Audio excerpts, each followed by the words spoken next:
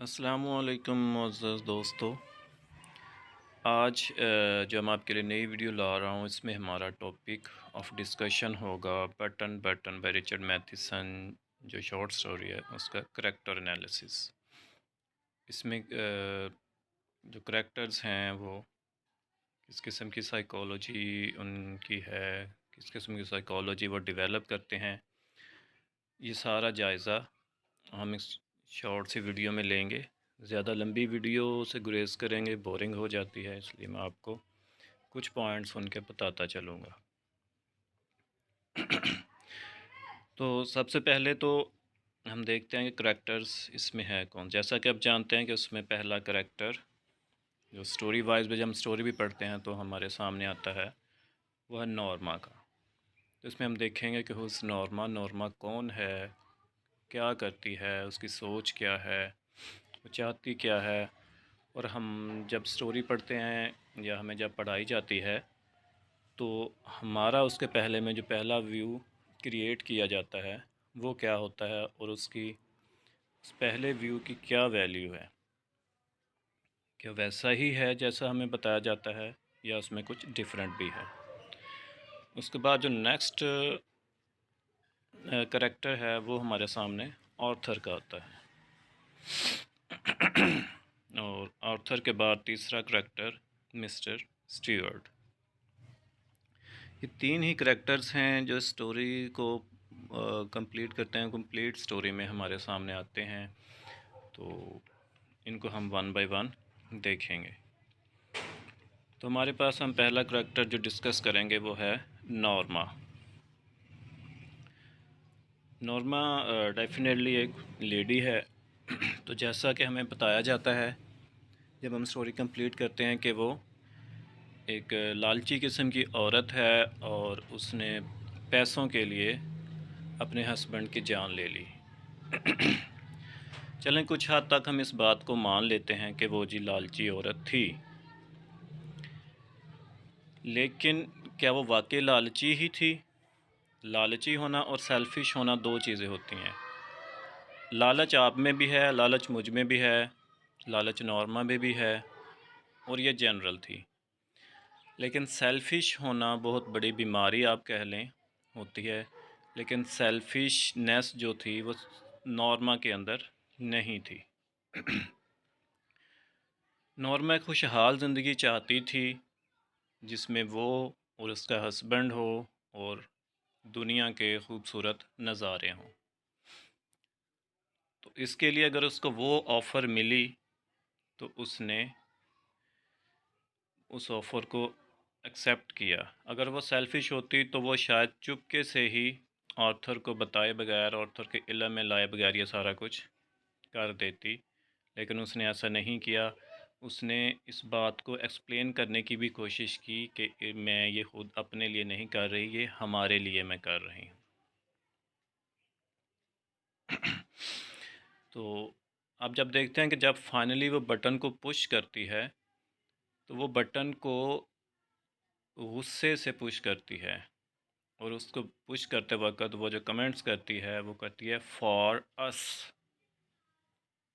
अस से मुराद नॉर्मा और उसका हस्बैंड मिस्टर आर्थर दोनों ही होते हैं।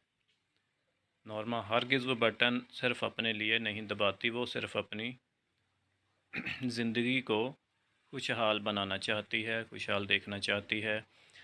हाँ, जो उसने रास्ता इख्तियार किया वो उसके साथ पास ऑप्शन था, उसके पास कोई सेकंड ऑप्शन दी ही नहीं गई उसे कि जिसको अपना कर वो सुधर जाती।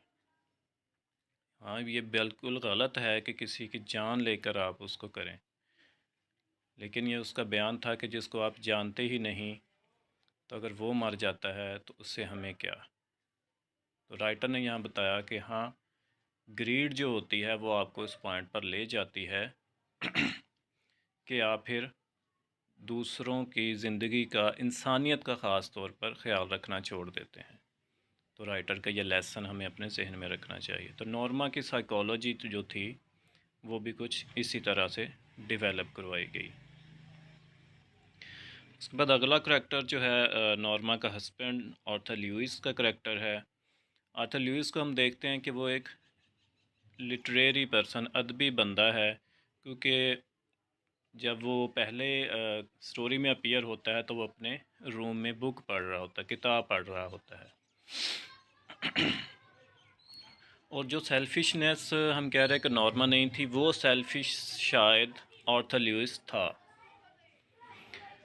किताबी बंदे जो होते हैं, किताबें पढ़ने वाले, लिटरेचर से ताल्लुक़ रखने वाले, वो कुछ सेंसिटिव किस्म के होते हैं।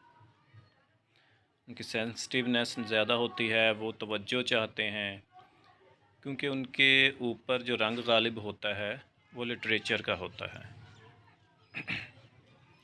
तो आर्थर ल्यूइस भी मुकम्मल जो अटेंशन थी वो अपनी बीवी की अपनी तरफ ही चाहता था, through thick and thin. Arthur को फ़र्क नहीं पड़ता था कि वो उसकी बीवी किस हाल में है, उसकी बीवी क्या चाहती है। उसकी बीवी थोड़ा सा रंगीनियाँ जो दुनिया की होती हैं उनको एंजॉय करना चाहती है। आर्थर का ख़्याल था कि उसकी बीवी सिर्फ़ उसी को प्यार करे, उसके पास जितनी उसकी अपनी ख्वाहिशें हैं उनको वो रद्द कर दे, लेकिन वो उसकी सारी तवज्जो मेरी तरफ ही रहे। तो इस हवाले से हम देख सकते हैं कि आर्थर थोड़ा सा सेल्फिश भी था, क्योंकि वो उसके रिटर्न में उसको यानी नॉर्मा को वो तमाम खुशियाँ देने की कोशिश भी नहीं कर रहा था जो वो शायद चाहती थी। और यही आर्थर की आदत शायद उसे इस नॉर्मा को इस पॉइंट तक ले गई कि वो 50,000 की ऑफ़र के पीछे इंसानियत का कत्ल तक करने पर कायल हो जाती है। आर्थर ल्यूइस एक पेसिमिस्टिक लेवल तक भी शो होता है। पेसिमिस्टिक मतलब मायूस कुन। तो वो कैसे? अगर आपकी बीवी, आर्थर की बीवी उसे प्यार कर रही है लेकिन उसे नज़र नहीं आ रहा, तो वो मायूस हो जाता है। अब वो जैसे मैंने बताया कि अदबी बंदा है, अदबी बंदे जो होते हैं वो बहुत ज़्यादा सेंसिटिव, बहुत ज़्यादा हसास हो जाते हैं, उनको दूसरों की मुकम्मल अटेंशन चाहिए होती है। अब नॉर्मा की मुकम्मल अटेंशन तो होगी अपने हस्बैंड के लिए, लेकिन आर्थर किस लेवल की अटेंशन चाहता था ये नॉर्मा उसको नहीं समझ पाई, क्योंकि उसको समझने के लिए, उस लेवल तक जाने के लिए नॉर्मा को अपनी तमाम खुशियों का गला घोंटना पड़ता है। तो नॉर्मा शायद इस हवाले से जो आखिर पे सवाल उठाता है मिसेस स्टीवर्ट कि क्या आप वाकई अपने हस्बैंड को जानती थीं, तो शायद वो अपने हस्बैंड को नहीं जान पाती। तो जब वो नॉर्मा अपने हस्बैंड को इस लेवल तक नहीं जान पाती तो आर्थर ल्यूइस थोड़ा पेसिमिस्टिक हो जाता है। तो फिर ये सारा प्लान, डेथ वगैरह, ये एक और वीडियो मैं बनाऊंगा जिसमें इसी स्टोरी का एनालिसिस होगा। ये तो जस्ट करैक्टर एनालिसिस है, तो वो मुकम्मल स्टोरी का एनालिसिस होगा।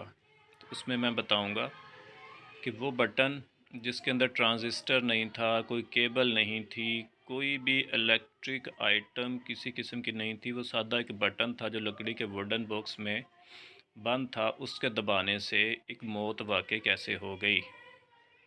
और मैं ये कह भी सकता हूँ कि इससे पहले इतनी लॉजिकल आंसर आपको नहीं मिलेगा जो आपको मेरी दूसरी वीडियो में मिलने जाएगा। इसके बाद तीसरा करैक्टर मिस्टर स्टीवर्ट का है। मिस्टर स्टीवर्ट वो एक एजेंट के तौर पर काम करता है जो कि ऑर्थर को उसकी मौत तक ले जाने में काम सपोर्ट करता है, मदद फराहम करता है।